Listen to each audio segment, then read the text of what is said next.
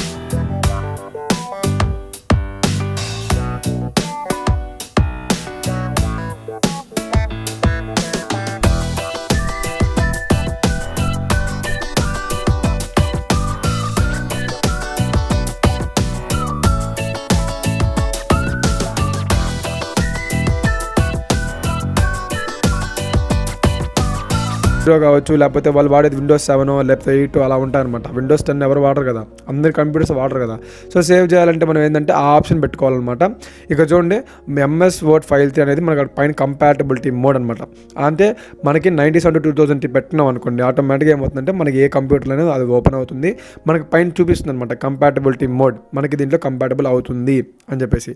ఓకేనా, ఇప్పుడు నా వర్షన్ వచ్చేసరికి Windows 8.1 కదా, అయినా కూడా నాకు ఓపెన్ అయింది చూసారా.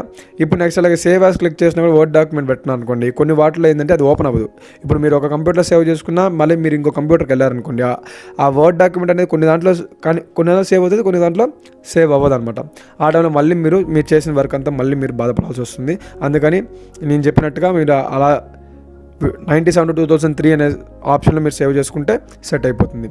ఓకేనా. సో ఈరోజు మన టాపిక్ అయితే ఇది ఫ్రెండ్స్. సో నా వీడియో నచ్చినట్లయితే లైక్ చేయండి, షేర్ చేయండి, కానీ సబ్స్క్రైబ్ చేయడం మాత్రం మర్చిపోకండి ఫ్రెండ్స్. మీకు ఎటువంటి డౌట్స్ ఉన్నా కింద కామెంట్ సెక్షన్లో కామెంట్ చేయండి.